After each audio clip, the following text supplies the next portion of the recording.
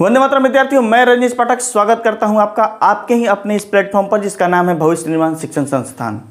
बच्चे, आज हम इस वीडियो में यह पढ़ने वाले हैं कि ये जो आपका ये जो पुस्तक है क्लास 9th, इसी का अध्याय पहला जो कि बिहार बोर्ड का ये क्लास 9th का बुक है विज्ञान का, इसका हम लोग पहला अध्याय का एक्सप्लेनेशन करेंगे और किन किन टॉपिक पर बात करेंगे इसमें। तो पदार्थ के बारे में समझेंगे, पदार्थ के भौतिक स्वरूप के बारे में समझेंगे, पदार्थ के कणों के विशेषता और पदार्थ की अवस्था के बारे में इस वीडियो में हम समझने वाले हैं। तो आप यह बुक कॉपी कलम अपने पास रखिए, बिल्कुल वीडियो को फिल्म की तरह ना देखें, क्योंकि क्लास 9 से आपकी वो जिम्मेवारी शुरू हो जाती है जहां से आप बड़े बड़े कदम उठा सकते हैं। तो हम यहां से, आप समझिए, अपना प्लिंथ तैयार कर रहे हैं और जड़ जब मजबूत हो जाएगी तो आपकी शाखाएं बहुत बड़े बड़े शाखा अपने जीवन में निकाल सकते हैं, बहुत बड़ी बड़ी ऊंचाइयां आप प्राप्त कर सकते हैं। तो हम शुरू करते हैं आपका ये पहला अध्याय और इसका एक्सप्लेनेशन। इसमें बताया गया है, सबसे पहले से शुरू करने से पहले इस चैप्टर का नाम क्या है कि हमारे आसपास के पदार्थ। तो इसमें जिस शब्द का जिक्र किया गया है पदार्थ के बारे में, अब शब्द कहाँ ही जा रहा है कि हमारे आसपास के पदार्थ, मैटर्स इन आवर सराउंडिंग्स। तो एक बार आप इसे देखने से पहले एक बार आसपास के चीज़ों पर नज़र घुमा लीजिए। देखिए क्या क्या आपके अगल बगल में दिख रहा है। आपके बगल में चेयर दिख रहा होगा, टेबल दिख रहा होगा, दीवार दिख रहा होगा, पर्दा दिख रहा होगा, गेट दिख रहा होगा, जो मोबाइल यूज़ कर रहे हैं वो दिख रहा है, कॉपी कलम आदि आदि अनेक चीज़ें दिखाई दे रही होंगी। आप जितने चीज़ों को देख पा रहे हैं, जिनको महसूस कर पा रहे हैं, वो सभी की सभी चीज़ें पदार्थ हैं। वो सभी की सभी चीज़ें पदार्थ हैं। मतलब बालू का रेत, पानी, रुई, कपड़ा, ईंट, पत्थर, जो भी चीज़ आप सामने देख लें, सभी के सभी क्या हैं? पदार्थ हैं। तो ये मैटर का परिभाषा हुआ और आपके स्क्रीन पर उसका एक परिभाषा लिखा हुआ आ रहा होगा। क्या है मैटर का परिभाषा? तो जिन वस्तुओं में आयतन और द्रव्यमान दोनों हो तथा जो क्या करे, स्थान घेरे। अब ये जो मार्कर मेरे हाथ में है, ये मार्कर मेरे हाथ में है, इसके अंदर आयतन भी है और द्रव्यमान भी है, और यहाँ रख देने के बाद क्या इसके ऊपर हम लिख लेंगे, जगह तो घेर लिया, घेरा, इसका मतलब ये क्या है? ये मैटर है, पदार्थ है। ये तो बात रही पदार्थ के आधुनिक परिभाषा की। प्राचीन समय में, जिस समय विज्ञान के इतना ज़्यादा विकास नहीं हुआ था, आध्यात्मिक वैज्ञानिक लोग हुआ करते थे, उस समय एक वैज्ञानिक थे जिनका नाम था कनाड। क्या नाम था? कनाड। ये महर्षि कनाड जो थे, इन्होंने बताया कि पदार्थ जो होते हैं वो पंचतत्व से बने होते हैं। किन चीज से बने होते हैं? पंचतत्व से बने होते हैं। पंचतत्व कैसे? क्षिति जल पावक गगन समीरा। क्या? क्षिति जल पावक गगन और समीरा यानी समीर। अब इनमें क्षिति का मतलब होता है धरती। क्या होता है? धरती, मिट्टी। अब गांव में कैसे कह दिया ले कि माटी के शरीर व माटिए में मिल जाए। तो शरीर क्या है? एक तरीके से मिट्टी का कंसेप्ट बना लिया गया इस पूरे शरीर के हिस्सों को। तो क्षिति और जल हमारे आपके शरीर में है, इतनी गर्मी है, दिन रात शरीर से पसीना निकल रहा है कि नहीं? अन्य माध्यम से भी क्या है? मलमूत्र के माध्यम से भी पानी निकलता रहता है और शरीर में थूक, अन्य कई प्रकार से चीज़ें हैं, वो जल है शरीर में। पावक यानी अग्नि। अब बार बार हो सकता है आपके घर में या फिर किसी आप अपने एजुकेटिव पर्सन से पूछिएगा अपने घर में, या फिर किसी शिक्षक से अपने पूछिएगा, पेट में जब खाना खाते हैं तो पेट में जठराग्नि होती है। क्या होती है? जठराग्नि होती है, जठर अग्नि होती है पेट के खाना को पचाने के लिए। या फिर आपको बुखार हो गया होगा, कभी ना कभी जीवन में बुखार हुआ ही होगा। तो हुआ होगा तो आप उसमें क्या महसूस करते हैं? ठंडापन, शरीर को छूने पर गर्मी, हीट महसूस करते हैं। क्या महसूस करते हैं? हीट महसूस करते हैं। उसका कंसेप्ट क्या? पावक रखा गया। गगन यानी आकाश। गगन यानी आकाश। मुंह खोलिएगा तो इसमें खाली जगह होगा। तो आध्यात्मिक तौर पर खाली जगह को क्या बोला जाता है? आकाश बोला जाता है। क्या बोला जाता है? आकाश बोला जाता है। तो ये भी एक शरीर का हिस्सा है। पेट जिस समय खाली है उसके अंदर क्या है? खाली खाली जगह है। और समीर मतलब हवा।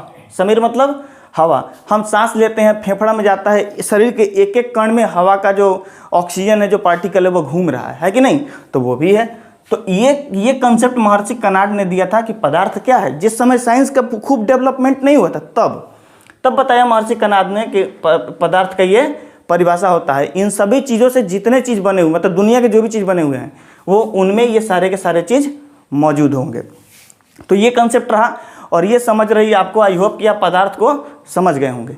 अब आते हैं पदार्थ के भौतिक स्वरूप। अब भौतिक स्वरूप से क्या मतलब है? भौतिक स्वरूप कहने का मतलब आप जिस प्रकार किसी चीज़ को देखते हैं, जिस प्रकार किसी चीज़ को देखते हैं, छूते हैं, बिल्कुल वही उसका क्या होता है? भौतिक स्वरूप होता है। तो भौतिक, अब ये जो बोर्ड आपके सामने दिख रहा है या फिर ये कलम दिख रहा है, गांव देहात में, गांव में जब जाते होंगे कहीं तो जाइएगा, तो चाहे फिर शहर में कहीं भी खेत में जाइएगा, ढेला उठाइए और ढेला को फोड़ना शुरू करिए। जब फोड़िएगा तो फिर भुरकोसा होगा, टुका टुका टूटेगा, फिर ओमे से भी फोड़िएगा तो फिर भुरकोसा होगा, उसको भी फोड़िएगा तो फिर, मतलब कहीं ना कहीं जाके एक बार ऐसा आएगा कि आपके हाथ में यहाँ पर मिट्टी का लग जाएगा थोड़ा थोड़ा।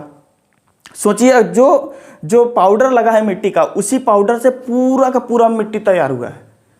एक दूसरे में सट सट के पूरा का पूरा मिट्टी तैयार हुआ है। तो पहला तो कंसेप्ट यही है कि पदार्थ किस चीज़ का बना होता है? पदार्थ कणों से बना होता है। किसी से बना होता है? कणों से बना होता है। और दूसरा भौतिक स्वरूप का कंसेप्ट क्या है कि पदार्थ के कण जो होते हैं वो बहुत ही छोटे होते हैं। क्या होते हैं?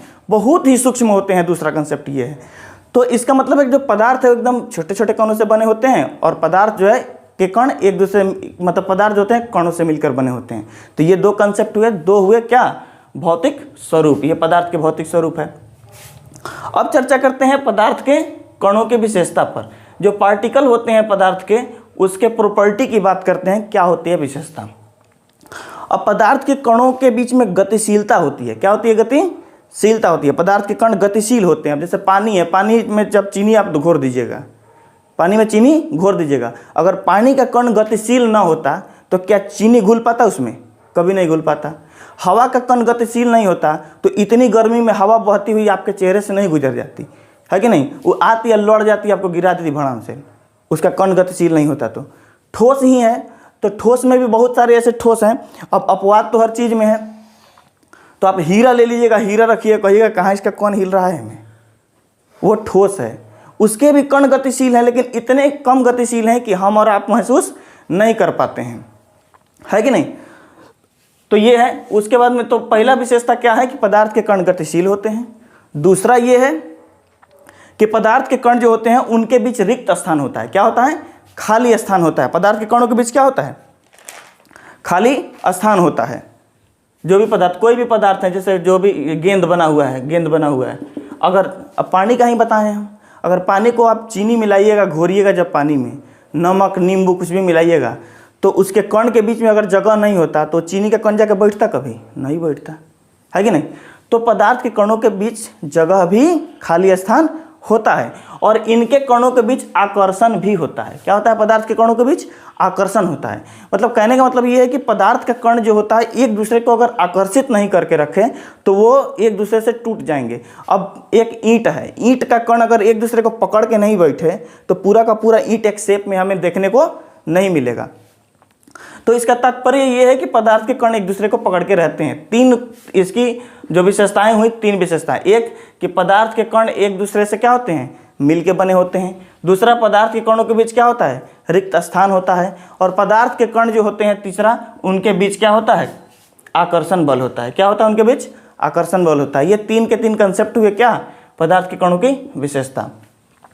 हमारे पास अगला टॉपिक है पदार्थ की अवस्था। और पदार्थ की अवस्था के पहले आपके किताब में यहाँ पर ये एक प्रश्न दिया हुआ है कुछ, देखिए ये क्या दिया हुआ है? प्रश्न दिया हुआ है। यहाँ पर हम आपको दिखा भी देते हैं। देखिए यहाँ आपको प्रश्न दिख रहा होगा। तो ये जो प्रश्न है, 4 ठो प्रश्न है। पहला प्रश्न है, निम्नलिखित में से कौन से पदार्थ हैं? इन प्रश्नों को जब भी आप फेर तैयार करें, फेर तैयार करने का आपका तरीका ये होना चाहिए कि अपने कॉपी में पहले नोट्स को लिखें। पूरे चैप्टर में जो भी नोट्स, जैसे ये टॉपिक जो पढ़ाए जा रहे हैं, इन टॉपिक को लिखिए, पूरा अच्छे से लिखिए। लास्ट में ये जो प्रश्न आपको हमने दिखाया है, इसी प्रश्न को प्रश्न श्रृंखला 1, प्रश्न श्रृंखला 2, 3, 4 में बांटिए और शुरू से अंत तक बांट दीजिए। और बांटने के बाद क्या करिए, तब जाके सारे प्रश्न श्रृंखलाओं का आंसर करिए, फिर अभ्यास कार्य पे आइए। उस तरीके से एक प्रॉपर नोट्स आपके पास तैयार हो जाएगा। और प्रॉपर नोट्स तैयार होगा तो बार बार पढ़ने में सुविधा होगी। और जो भी चीज़ हम ये पढ़ा रहे हैं, इन सब का PDF आप हमसे ले सकते हैं, वो भी फ्री ऑफ कॉस्ट, उसका कोई चार्ज नहीं है PDF का।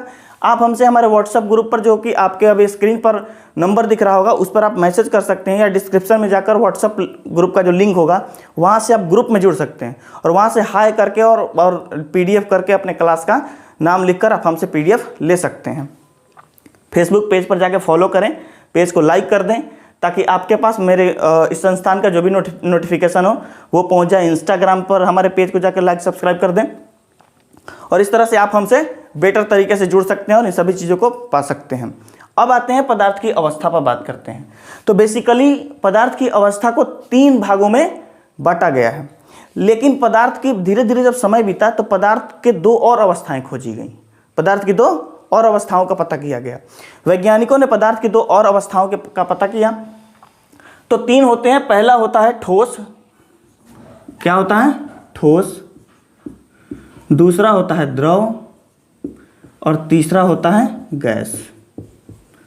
चौथा होता है BEC यानी बोस आइंस्टाइन कंडेंसेट, और पांचवा है प्लाज्मा।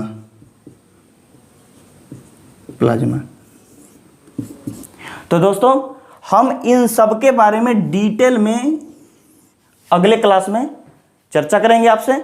इस क्लास में इतना ही। इसका हम ये जो चैप्टर आपके पास में, इसका एक्सप्लेनेशन पार्ट 1, 2, 3 में 2-3 पार्ट में बनाएंगे, ताकि आप कम समय में इस चीज़ को नोट कर पाएँ और आपके पास समय भी रहे इसे अच्छे से पढ़ने का। ऑफलाइन बैच में जाते हैं, वहाँ पे पढ़िए और उसके साथ साथ इसका रेफरेंस रखिए, आपकी हर एक समस्याएं दूर होंगी और किसी भी चीज़ का कंसेप्ट के क्लियरिटी में दिक्कत नहीं होगा। आप हमसे अगर किसी प्रकार का क्वेरी होता है, कोई क्वेश्चन होता है, तो आप कमेंट बॉक्स में छोड़ दें, या फिर हमारे ग्रुप में जाकर वहाँ पर आप सवाल दे सकते हैं। हमारी टीम के द्वारा उसको बेशक आपके पास जवाब पहुँचाने की कोशिश की जाएगी। तो मिलते हैं इस टॉपिक के साथ क्लास 9th के सेकेंड पार्ट में, पहले अध्याय के। तब तक के लिए वंदे मातरम।